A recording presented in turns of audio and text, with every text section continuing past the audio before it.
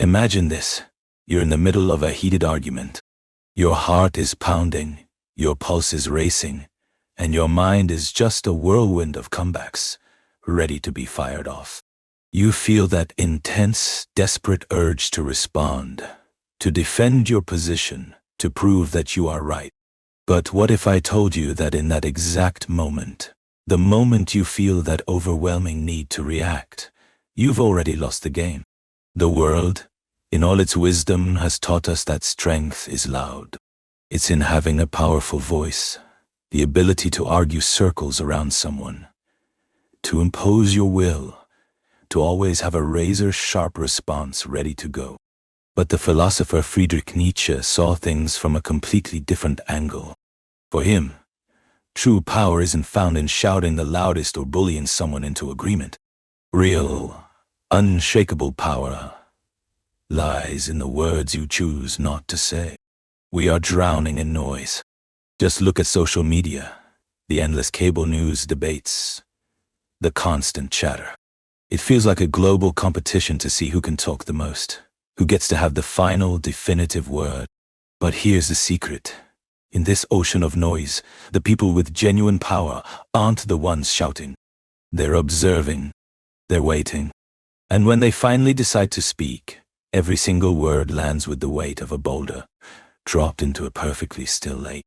Nietzsche understood something that most of us instinctively ignore. That urgency you feel, that desperate need to talk, to respond, to justify yourself, it's actually a sign of a subtle, deep-seated weakness.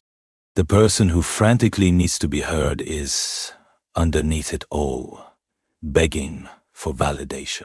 They are reacting, and whoever reacts is being controlled.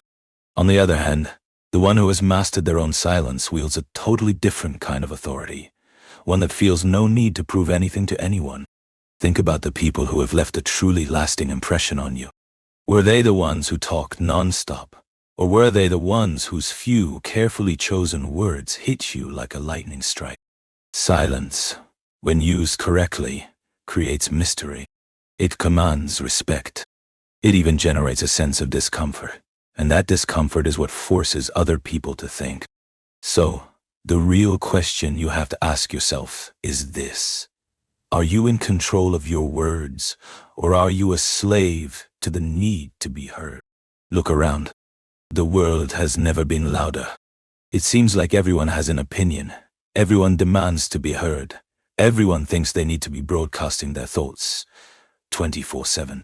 Social media has warped our conversations into public spectacles, gladiatorial contests where victory isn't about finding the truth, but about who can be the loudest and most repetitive. But Nietzsche would warn us, this obsession with speaking, with instantly responding, with screaming your position from the rooftops, it isn't strength. It's weakness wearing a very convincing mask.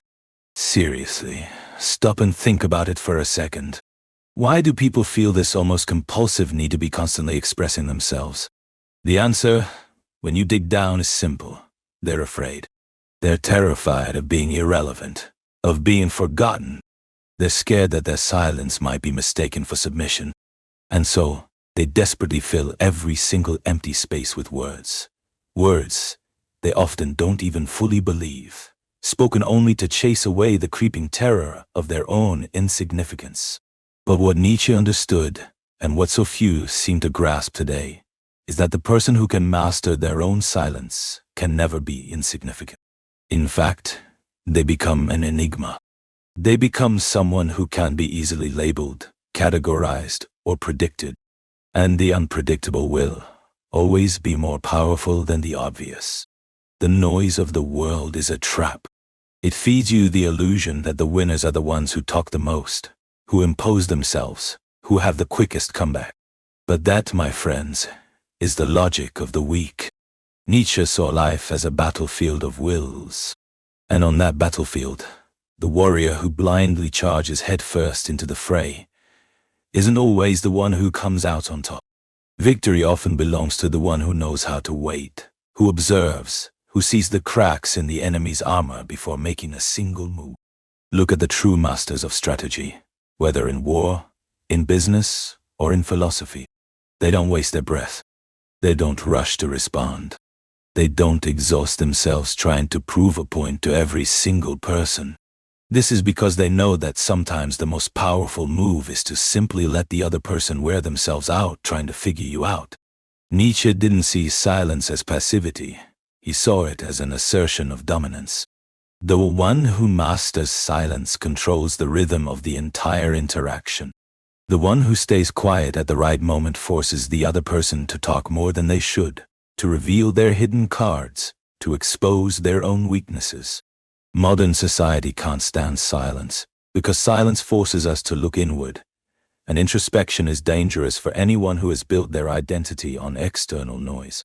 So ask yourself, honestly, are you in control of your voice, or are you just another person lost in the endless, buzzing noise of the world? Do you know when to speak and when to stay silent? Or do you get that restless, anxious feeling in the pit of your stomach when there's a pause in the conversation? Because if you can't bear your own silence, maybe it's because that silence is trying to tell you something you're terrified to hear. Nietzsche believed that the vast majority of people live their lives chained to illusions. Illusions about morality, about good and evil, about what's right and what's wrong. From the moment we're born, we're taught to fit in, to follow the rules, to respect the conventions of the herd. But what if I told you that those rules weren't created to make you stronger? They were created to domesticate you, to tame you. This brings us to his concept of the Übermensch, or the Superman. This isn't about bulging muscles, a fat bank account, or social status. It's about something infinitely more powerful, absolute mastery over yourself. The Übermensch doesn't react on impulse. He doesn't despair for acceptance. He feels zero need to prove anything to anyone.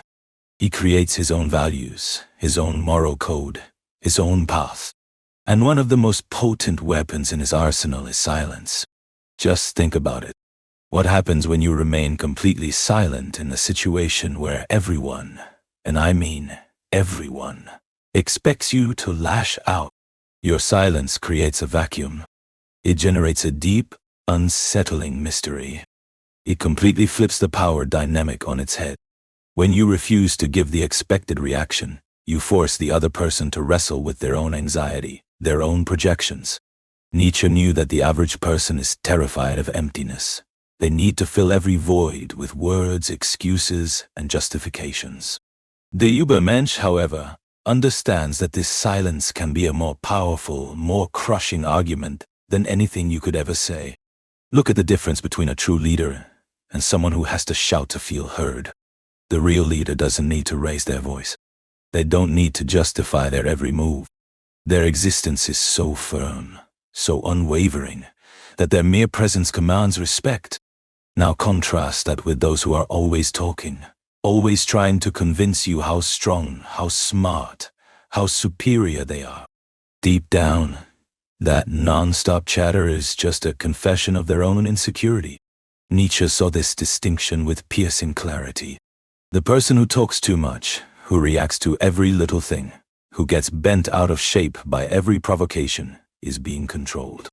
They're a slave to their emotions, a prisoner of external validation. But the one who knows how to be silent, who chooses their words with surgical precision, who allows others to exhaust themselves trying to decipher them, that is the true master of the situation. The Übermensch isn't affected by the opinions of others. He doesn't need your recognition to exist. And because of that, he doesn't waste his energy trying to prove a single thing. He knows his strength isn't measured by the number of words he says, but by the silent, powerful impact of his presence. So I ask you again, are you in control of your words, or do your words control you? Are you the master of your own voice, or are you just reacting, like a puppet on a string, to the opinions and provocations of the world? Because in the end, those who possess true power never, ever despair to be heard. Have you ever noticed how profoundly uncomfortable silence makes people? Just a few seconds of a pause in a conversation is enough to make someone fidget, to desperately try and fill it with words, any words, even a completely meaningless comment. Silence creates a vacuum. And human beings have a deep-seated aversion to vacuums. They feel this primal need to fill that space, to feel like they are in control of the situation. But Nietzsche understood a brutal truth. Whoever controls the silence controls the minds of others. Silence is a psychological weapon. It disarms. It confuses. It makes the other person reveal their entire hand without you having to move a single muscle. When someone is expecting a reply from you and gets nothing but calm silence, their brain kicks into overdrive. It enters a state of profound uncertainty, desperately trying to figure out what's going on. Are they ignoring me out of contempt? Do they know something I don't? Did I say too much? Their mind becomes a labyrinth of self-doubt, while your mind remains a fortress of tranquility. Nietzsche understood that you can use silence as a test of power. Look at the great strategists, the master persuaders, the leaders who actually changed history. They don't speak more than they have to. They let the other person wear themselves out first. They let their adversaries talk, and talk, and talk, until they expose their weaknesses, until they get lost in the jungle of their own words. Silence is like a mirror. It forces the other person to confront themselves, to see their own insecurity reflected back at them in its purest form. Now, picture a typical argument, a heated discussion between two people. Who really seems to be in control? The one who's getting worked up, who's spewing out arguments non-stop, trying to win at any cost, or the one who remains calm, who simply observes, who lets the other person exhaust themselves all alone. The first one is just reacting, a leaf carried away by the river of their own emotion. The second one is in control. When you remain silent, you place the other person in a position of extreme vulnerability. They might interpret your silence in a dozen different ways: disinterest, disdain, superiority. But the one thing they will know for sure is this: you are not being controlled. And that simple fact, in and of itself, is enough to completely unnerve them. Nietzsche saw silence as a direct reflection of your inner strength. The person who can endure silence, who doesn't feel that neurotic need to fill the void with useless words, is a person who has mastered themselves. So, I want you to think about this. How many times have you felt uncomfortable with silence? How many times have you rushed to fill a pause in conversation, just to avoid that awkward feeling? And more importantly, how many times have you been subtly manipulated by someone who understood the power of holding their tongue at the perfect moment? Because when it's all said and done, whoever controls the silence controls the game. Silence isn't just a weapon to be used against others. It's a trial you must face yourself. Because here's the simple truth. Most people cannot stand their own silence. They talk not because they have something vital to say, but because the emptiness terrifies them. Nietzsche knew that to achieve true, authentic strength, you have to face that discomfort head-on. Think about how many times you've felt that nagging compulsion to explain yourself, to justify a decision, to fill a quiet moment with words that, deep down, you knew were unnecessary. Have you ever noticed that when you just stay quiet, the people around you start to squirm? They might interpret your silence as arrogance, or disinterest, or even a passive-aggressive attack. This happens because we live in a society that conditions us to constantly seek approval. To remain silent is to consciously reject that game. And the rejection of that game is deeply unsettling for those who play it. Nietzsche saw this kind of silence as an act of rebellion. The person who stays quiet in the face of overwhelming noise is declaring, without uttering a single word, "I do not play by these rules. I do not need to fit into your box." This terrifies people. They don't know how to handle someone who doesn't react as expected, who doesn't panic when they're not understood. Because fundamentally, the desire to be understood is a form of dependency. The person who needs to be understood is, in a way, asking for permission to exist. But Nietzsche's Übermensch doesn't ask for permission. He forges his own values, completely independent of whether others accept them or not. And this requires a kind of courage that very few people possess. Because to endure silence means you have to bear the weight of your own loneliness. It means accepting that often nobody will understand your choices. Look at the great thinkers, the visionaries, the revolutionaries throughout history. They weren't immediately celebrated. Their ideas were ridiculed, ignored, and fought against. But they didn't need to scream to be heard. They endured the silence of being misunderstood, the silence of rejection, and they continued their work. Because truth doesn't need applause to be true. Now, turn that lens on your own life. How many times have you felt that burning need to explain your choices, to prove you're right, to beg for approval? And how many of those times did it actually change anything? Or was that desperate quest for explanation just a reflection of your own fear of not being accepted? Nietzsche challenges us to transcend that fear.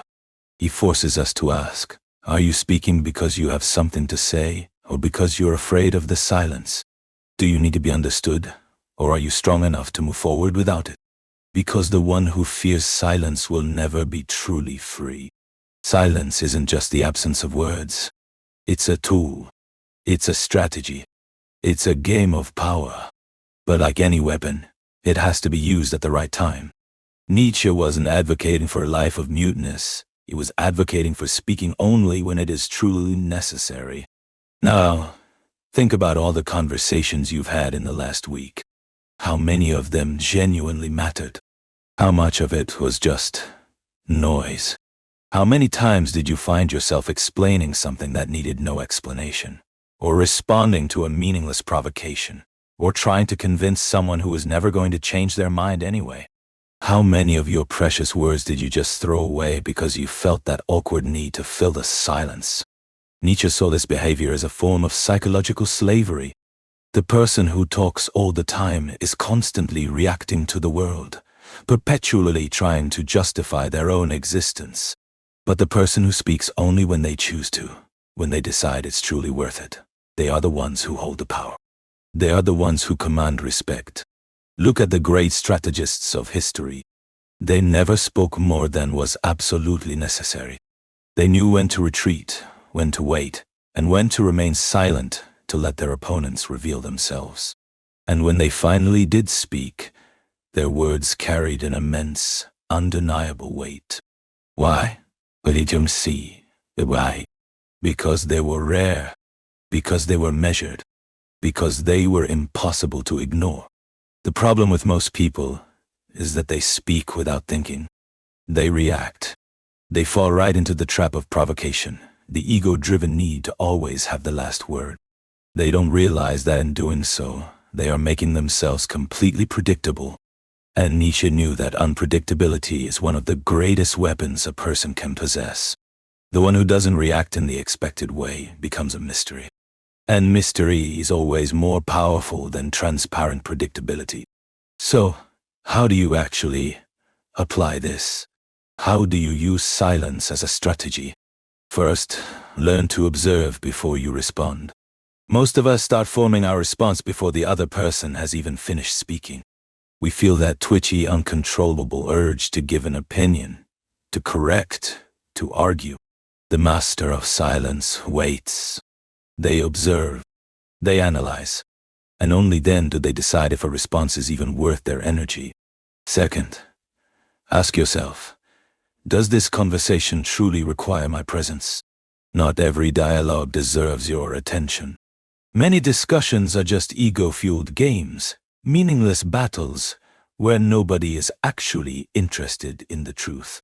If the conversation adds no value, if the other person is clearly not willing to listen, what is the point of wasting your energy? Nietzsche would say, let them talk to themselves. Third, when you do speak, make it count. If you train yourself to speak less, every time you open your mouth, people will stop and listen. Your words will carry a weight that the constant talker will never achieve. You don't need to convince everyone. You just need to speak in a way that makes every word land with impact. Because in the end, it's not about how many words you say. It's about how much impact you create. So, I ask you, do you have control over your words, or do they have control over you? Do you choose when to speak, or do you just react like a robot, programmed by society's need for noise? Nietzsche teaches us that the one who speaks less, but speaks with purpose, will never be ignored. The one who masters silence will never be a slave. In the end, it all boils down to a single question. Do you control your silence, or does your silence control you? Nietzsche saw life as a relentless game of forces. In this game, the weak talk constantly. They try to justify themselves. They try to convince everyone of their worth. The strong, on the other hand, have no need for external approval. They understand that the compulsion to speak is just a symptom of deep insecurity. They know that the absence of words can carry more weight than 1,000 frantic speeches. Silence is not just an empty space. It's a mirror that reflects who you truly are. When you are silent, you force the world to see you without the distractions of your words. You reveal your true, unvarnished essence. And for many, this is an unbearable experience, because most people build their identity on the foundation of how others react to them. But what if you took away that reaction? What if you refused to give the answer they expect? Who would you be without that constant need for validation? Nietzsche believed that very few are ready for that answer. Few are willing to face the profound weight of their own silence. But those who are, those who master this art, become unshakable. Because at that point, it doesn't matter what anyone says about you. It doesn't matter what they think. You no longer need to explain yourself. Now, I want to hear from you. When was the last time you deliberately remained silent when everyone expected you to speak? Have you noticed the incredible impact this has on the people around you? Tell me about it in the comments. And if this idea has made you think, if it's challenged you in any way, you can't stop here. The next video will take you even deeper into this philosophy. No matter what you think you know, it's essential that you watch. Watch it now.